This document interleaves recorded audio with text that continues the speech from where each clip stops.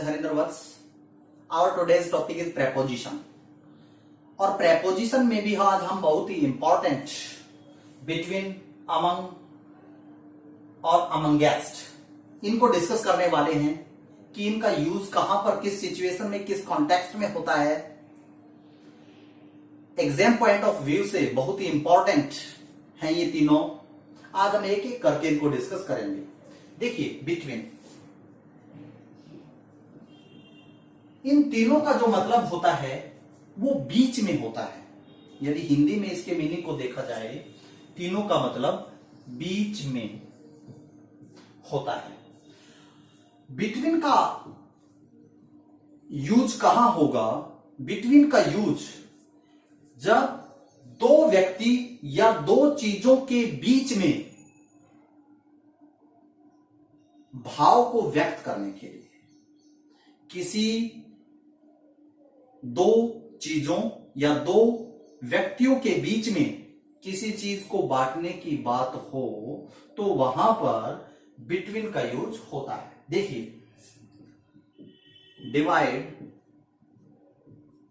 Divide these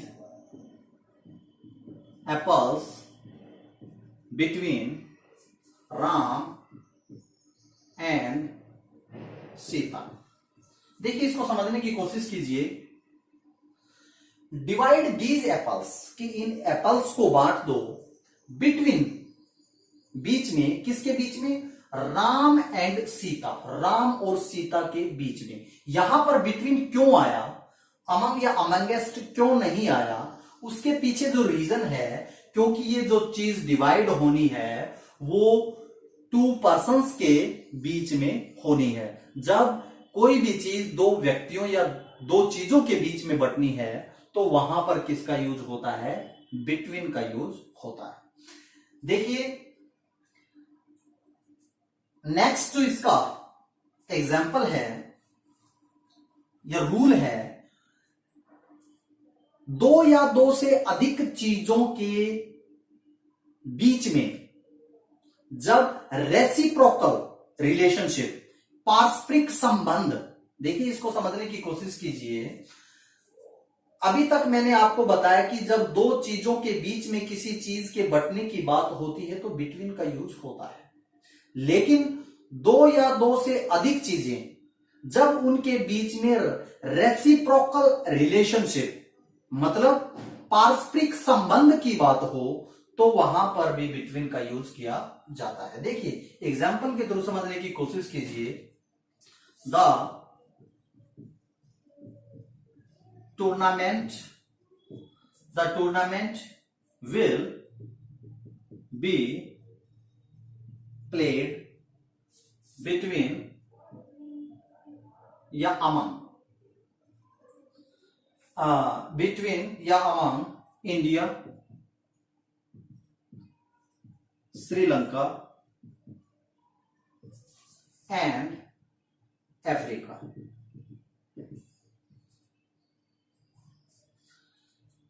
tournament will be played, कि जो tournament है वो खेला जाएगा, यहां पर बिटवीन होगा या अमंग होगा, इंडिया, श्रीलंका एंड अफ्रीका।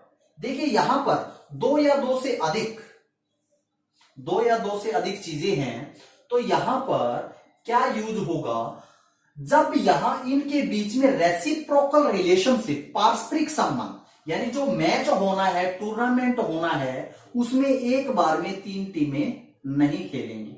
या तो इंडिया श्रीलंका का मैच होगा, या इंडिया अफ्रीका का मैच होगा, या श्रीलंका अफ्रीका का मैच होगा। यानी सेंस किसकी देगा? टू की ही देगा। तो ऐसे सेंस में जब रेसिप्रोकल रिलेशनशिप, या हम जिसको बोल सकते हैं कि पारस्परिक संबंध की बात हो तो वहां पर किसका यूज होगा? बिटवीन का यूज होगा, ना कि अमंग का। नेक्स्ट जो रूल है एग्जाम में, जो कि बहुत ही ज्यादा पूछा जाता है, देखिए, बिटवीन के बाद जब भी किसी भी सेंटेंस में बिटवीन का यूज होगा तो उसके बाद प्रोनाउन का ऑब्जेक्टिव केस यूज होता है, ना कि नॉमिनेटिव केस। इसको समझने की कोशिश कीजिए एग्जाम्पल के through. There is no cooperation, there is no cooperation between he and I। ये क्या है? ये प्रोनाउन है और किस केस में है? नॉमिनेटिव सब्जेक्टिव केस में है। बिटवीन के बाद हमेशा क्या होगा? ऑब्जेक्टिव केस होगा। यहां पर हिम एंड मी होगा। ये एग्जाम में पूछा जाता है, तो इस चीज को आपने ध्यान में रखना है कि बिटवीन के बाद हमेशा प्रोनाउन का ऑब्जेक्टिव केस यूज होता है, ना कि सब्जेक्टिव केस। नेक्स्ट यदि हम रूल की बात करें, बिटवीन का जो यूज होता है वो समय और स्थान के साथ, किसके? समय या स्थान जो होता है या समय के दो बिंदु हों उनके साथ, या दो घटनाओं को एक्सप्रेस करने के लिए भी होता है। समय के साथ या हम कह सकते हैं स्थान के साथ। देखिए एग्जाम्पल के थ्रू मैं इसको समझाने की कोशिश करूंगा। ही मे come between 8 a.m. and 10 a.m.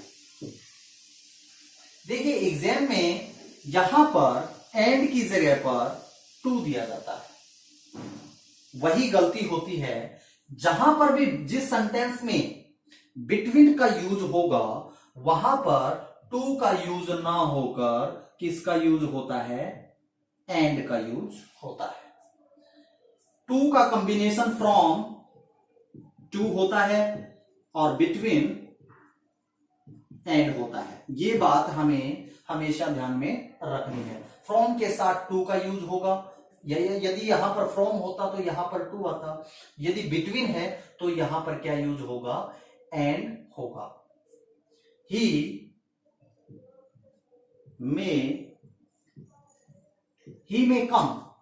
may come any day between Monday and Friday।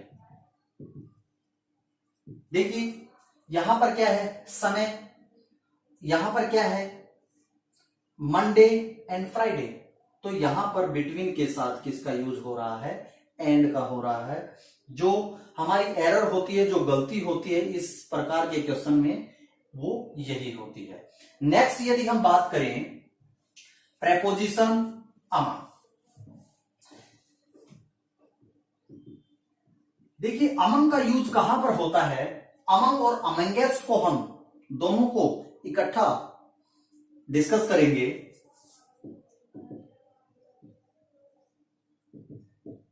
दोनों का मतलब होता है बीच में,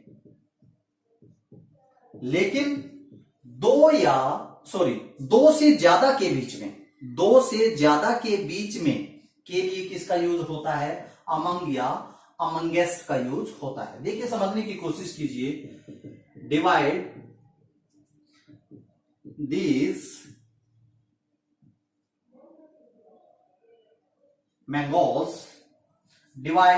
these mangoes among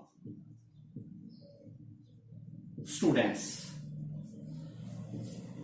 divide these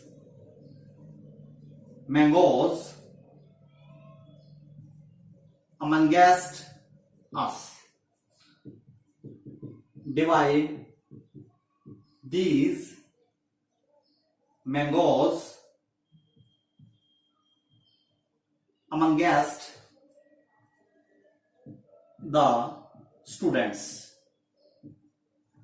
देखिए इनको समझने की कोशिश कीजिए।